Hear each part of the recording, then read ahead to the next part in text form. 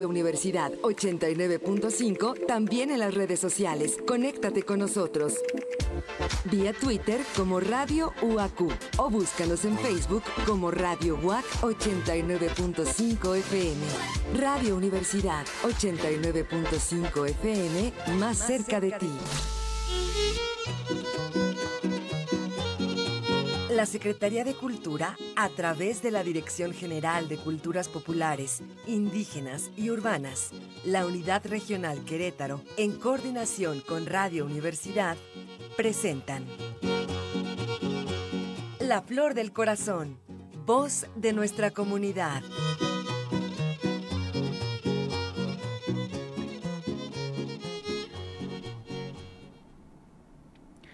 Hola amigos, ¿qué tal? Bienvenidos al programa La Flor del Corazón.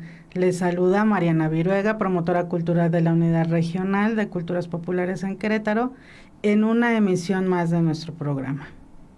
El día de hoy nos acompaña Alberto González.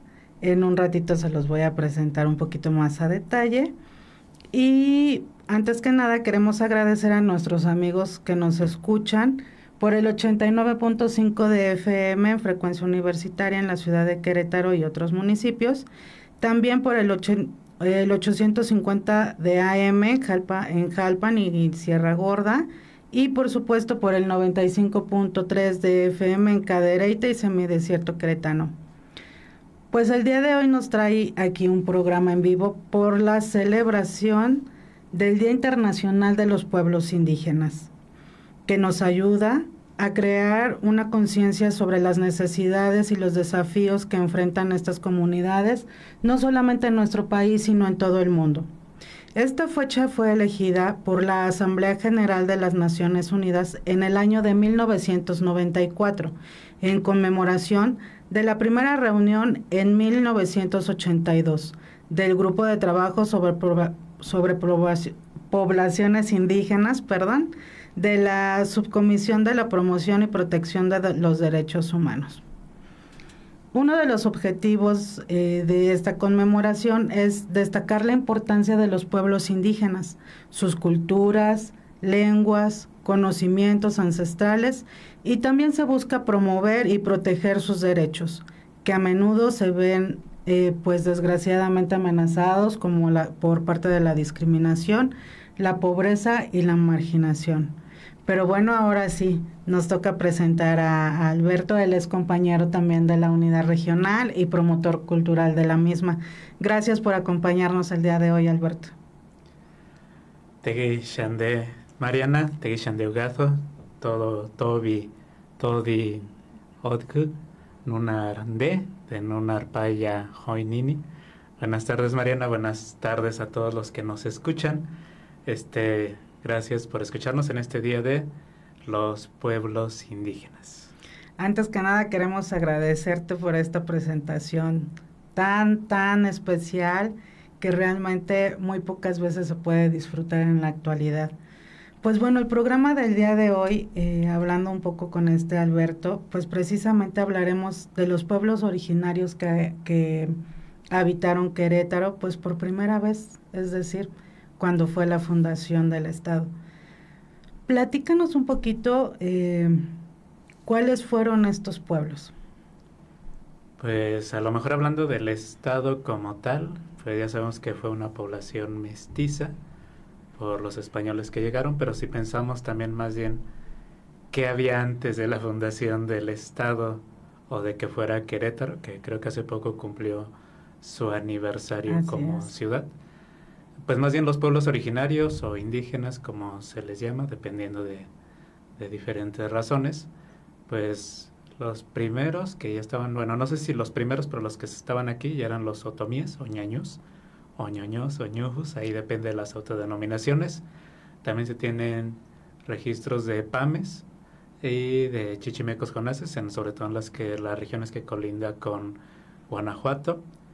Y también purépechas, y creo que aquí es importante distinguir que cómo sabemos que estaban estos, algunos por los nombres, por el poco mestizaje o los sesgos o sustratos que hay de algunas prácticas que tenemos ya como población mestiza, para decir esto sí es de tal cultura o este vocablo es de tal otra, y de tal de tal otro. Y pues, ¿qué decimos de Querétaro? Que ya todos sabemos que viene del purépecha, que significa lugar profundo, lugar de valles, que así es como queda registrado. Si nos preguntan a nosotros los ñañús, pues nosotros le decimos Mashey, que es, pues hace la referencia también como a un lugar profundo, una cañada o un valle, que es como algo que, pues geográficamente, si me sitúo, es como estar en la cima alta en una cima alta y ver hacia abajo, y ese es como donde está hondo, donde está profundo, donde se ha escarbado. Ok. Ahorita mencionaste algo pues muy importante que realmente pues yo creo que muchos desconocemos o lo hemos leído pero no lo habíamos relacionado. Al momento de que comentaste tú que también que los primeros fueron los otomíes, ñañús, ñoños o alguna otra denominación, ¿cómo es este nombramiento, esta manera de escribir la población? No sé si así esté bien dicho, o el tipo de grupo indígena, como ñañú, ñoño, otomí, se basa que en su zona geográfica, en cómo pronuncian, en cómo pronuncian la lengua. ¿Por qué esta distinción? Ahí yo podría separarla como en dos momentos. Uh-huh. La autodenominación, bueno, como el mismo nombre lo dice, es cómo se perciben o se dicen los pueblos, y yo creo que esto atiende a situaciones geográficas. Okay. Es decir, el hecho de decir nosotros los de acá de Tolimán, de Amialco, de Santiago, de San Ildefonso, de Hidalgo y de diferentes regiones, a lo mejor les van a decir nosotros, pues somos ñañús, somos yuju, somos ñuju, pero eso ya más bien como que depende de precisamente el posicionamiento, de la posición geográfica. Okay. Y esto obviamente también corresponde con las variantes lingüísticas, uh-huh, de cómo ellos mismos pronuncian, dicen o ha evolucionado pues fonética o morfológicamente la lengua. Y pues lo que más como más nos ubica, yo creo que sería como otomís o otomíes ahí. Pero eso también como que pues sí es lo más común, y muchos, y ahí también como que se perdió un poco como el origen de la palabra. Y algunos que han mencionado que viene del náhuatl, bueno, sí es por su estructura. Algunos dicen que a lo mejor fue el nombre de un gran guerrero, que a lo mejor era su nombre era Otomí, de ahí como que le puso el nombre a todos. Okay.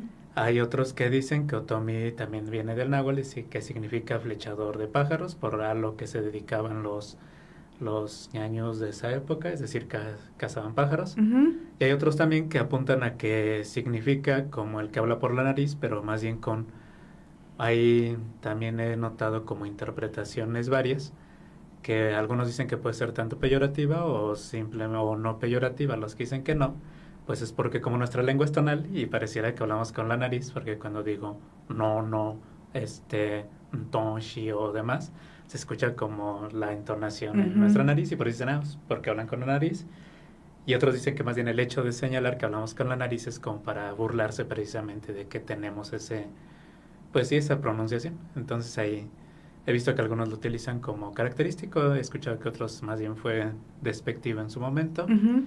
Pero pues como con todo, yo creo que aquí cada quien depende de cómo cada comunidad lo asuma, e incluso también como cada estudioso de la lengua pues lo podamos asumir. Escribir. Ok.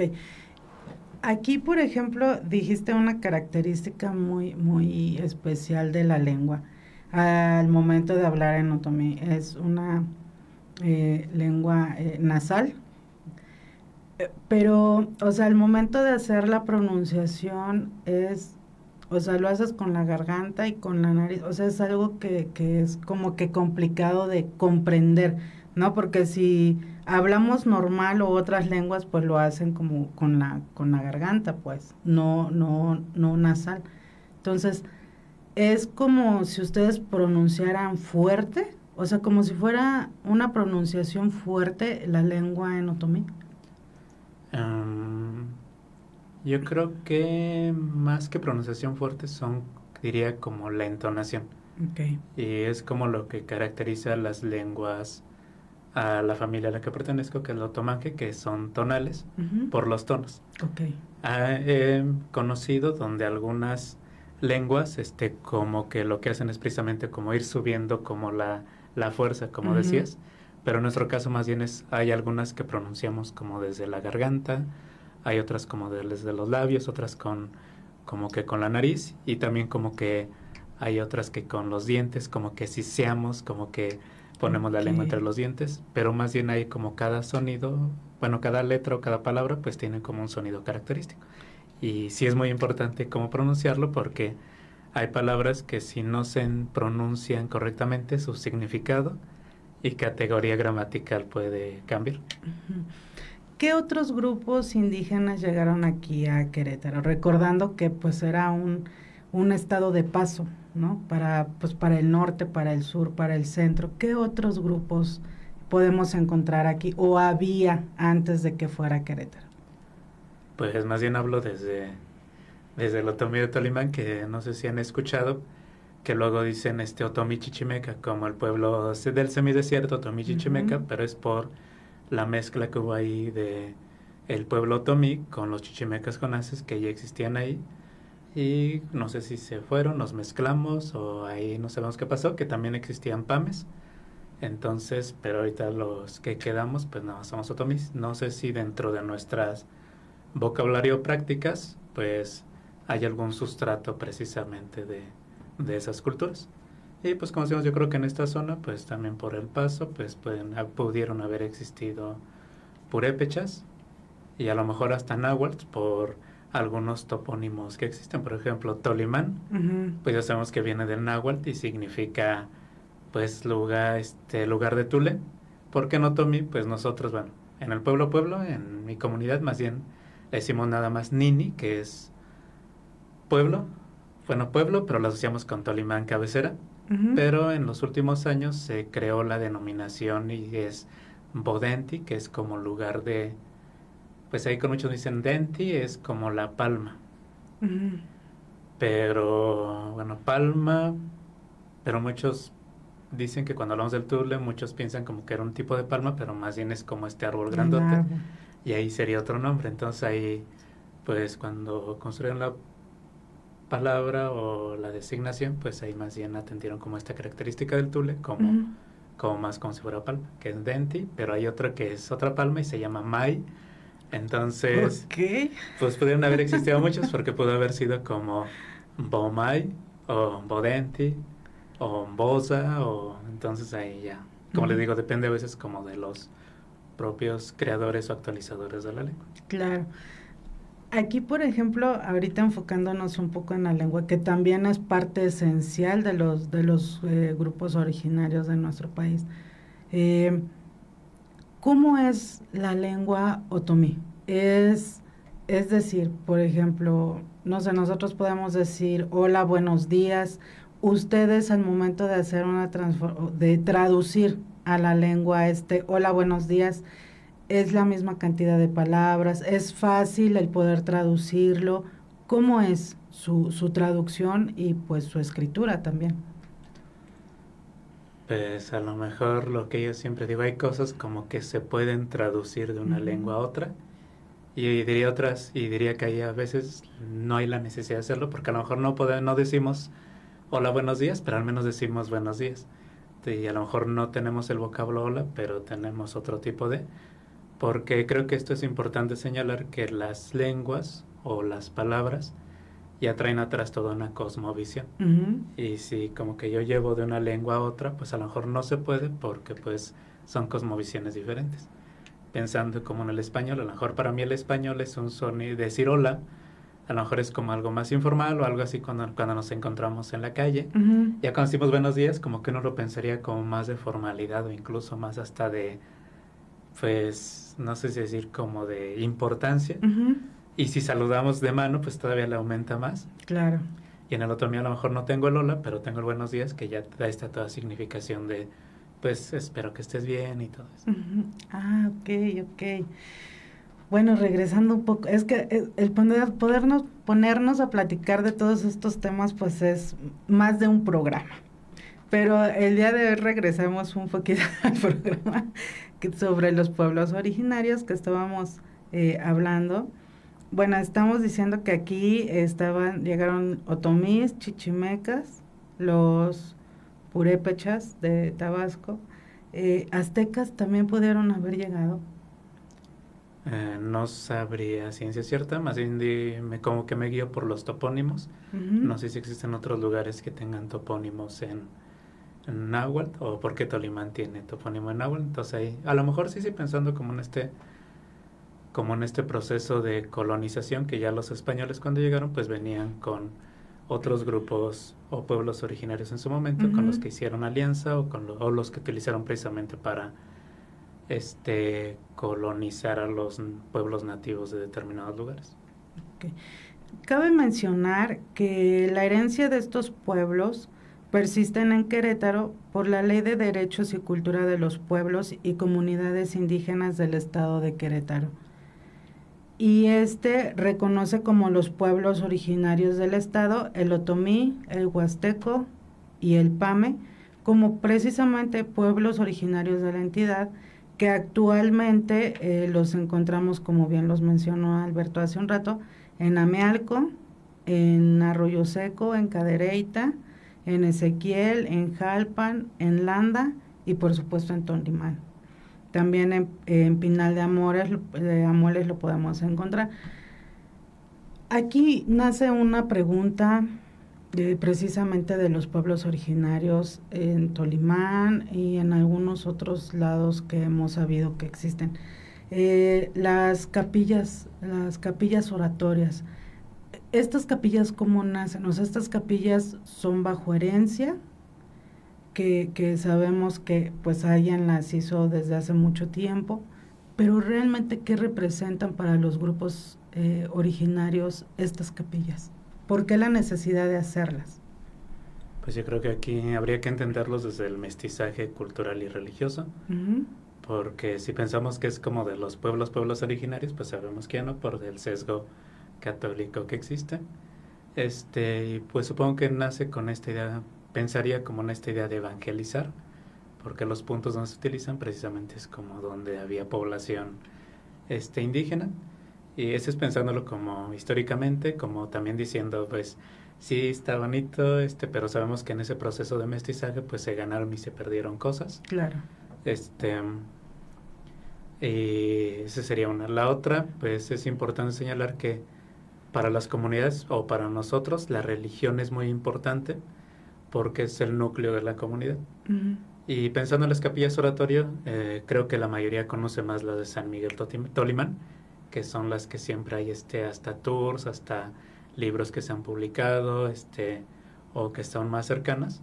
Entonces, capillas oratorio, pues, y su mismo nombre lo dice, porque más bien dice capillas oratorias, pero no dicen capillas familiares oratorias. Okay. Porque más bien son familiares. Por eso luego algunos nombres que tienen es como el de Don Lucas, el de Don Bartolo, el otros, por la cabeza de familia que la construyó. Okay. Porque ese es como el ancestro, la persona que la construyó, donde puso pues ya sea imágenes, ahí depende como de la persona, de imágenes de santos, o cruces de ánimas. No sé si saben las personas que nos escuchan, una cruz de ánimas es como las que se hacen cuando fallece alguien. Y entonces en esas capillas se van dejando como las cruces de todos los que van falleciendo en esa familia. Por eso se llaman como capillas, porque es como un espacio sagrado. Oratorios, porque ahí se va a orar o rezar en determinados tiempos. Hay personas que anteriormente rezaban diario. Ahorita sabemos que ya la gente no es que no nos guste, sino que ya siempre decimos que no tenemos tiempo y ya no rezamos. Pero sabemos que nuestras abuelas o tatarabuelas pues siempre eran de los que se levantaban, rezaban, y estas capillas era para donde iban a rezar. También cuando les rezaban sus rosarios ya en Día de Muertos o en el ceremonio luctuoso de las personas que fallecieron. Y familiares, pues por lo mismo que decía, porque más bien en esas capillas están las cruces de toda la familia, es decir, todos los que fallecieron en esa familia, línea materna, paterna. A lo mejor ahí se van quedando como los esposos o esposas, aunque sean pues parientes políticos, pero eso ya son como acuerdos que se van haciendo entre las familias. Ahorita mencionaste algo muy representativo de las capillas, como lo dijiste, o como así percibí que eran las cruces de ánimas. Estas cruces, ¿qué características tan especiales tienen? Pues ahí desconozco, porque eso más bien es como de otra zona y no de la mía. Pero de lo que he investigado, leído y revisado, Pues no explico mucho porque eso sí necesitaría como que más visual. Ok. Entonces como que ahí en ese caso la visualización sí es muy importante, pero tiene elementos donde se pueden distinguir tanto elementos, yo diría, prehispánicos y pues ya religiosos. Por ejemplo, la luna, el sol, que en nuestro caso asociamos con Dios y la Virgen, pero sabemos que en las culturas indígenas pues eran dioses o entidades o deidades en la luna del sol, que a lo mejor otras culturas las tienen con otros nombres. Y pues se llama de ánimas porque, como decíamos, se pintaban ahí abajo como las ánimas del purgatorio. Y pues estaban dedicadas a la persona que falleció. Ok. Tenemos que ir cerrando el programa. Desgraciadamente, pues en la radio el tiempo es bien rápido y cortísimo. Sí esperamos conocer un poco más y nos falta conocer mucho más del pueblo otomí. Creo que estarás de acuerdo en que bien merecemos otro programa sobre el tema, por lo cual quiero invitarte, pero cerremos este programa con algo que nos quieras platicar tú, una vivencia de ti o de tu comunidad o de tu grupo, de tu familia, hablando en comunidad. Pues es que más bien todo lo que hacemos es en comunidad y es siempre como la diferencia que yo noto como en la ciudad y en la comunidad. Bueno, entiendo también que la ciudad pues ya estamos todos, que a lo mejor es más difícil aquí como poder sostener familias más numerosas y que venimos de todos lados. Y acá así como que uno lo siente como que te puedes caer en la calle y nadie te levanta, o nadie pregunta de quién eres, o claro. para saber como de dónde eres, quién eres, es muy complicado. Y en la comunidad, por lo mismo de que nuestras familias han estado ahí, pues por ejemplo te enfermas o te pasa algo y ya luego todos dicen, es el hijo de tal o es el nieto de tal, y ya así como que te van buscando o te van identificando. Y también como que la comunidad en el sentido de cuando se prepara algo, siempre es como para compartir. Pues lo que decíamos, a lo mejor no tenemos o se tiene mucho, pero más bien la intención es compartir aunque sea poco. Sobre todo cuando hay una fiesta, se hace algo, se comparte con los vecinos, con los familiares. Y creo que eso es lo más importante y lo que sigue siendo el núcleo de las comunidades indígenas y de los pueblos indígenas. La comunidad, creo que otros estudiosos y compañeros de otras comunidades indígenas, de otras lenguas, de otras culturas, creo que todos llegamos a esa conclusión. La comunidad es el núcleo de que los pueblos indígenas sigamos en la actualidad. La comunidad es lo que nos mantiene vivos. Hacia afuera sí estamos haciendo trabajo, pero creo que lo que nos nutre, lo que nos mantiene, es esa cohesión que nos da la comunidad, que puede ser la religión, la lengua, la comida, la vestimenta y pues la sangre, la herencia. Es correcto, pues quiero agradecer el que nos hayas acompañado y pues tiene mucha razón. La herencia es algo muy fuerte que va pasando y se vive con nuestras familias. Es un legado importante que precisamente nos lleva a la unión familiar y de comunidad. Alberto, muchas gracias. Esperamos tenerte nuevamente en cabina, ya sea aquí en presencia o en algún programa grabado, para poder seguir platicando pues de este grupo tan importante que es el otomí, que realmente que es el grupo que está reconocido en nuestro estado y que tiene mucha presencia. Aunque no los veamos, tienen mucha presencia y mucha historia que nos da identidad como estado. Gracias, Alberto. Gracias. Amigos, que tengan muy buena tarde. Los esperamos el siguiente fin de semana en punto de la 1:30 de la tarde en su programa La Flor del Corazón. Que tengan bonito día.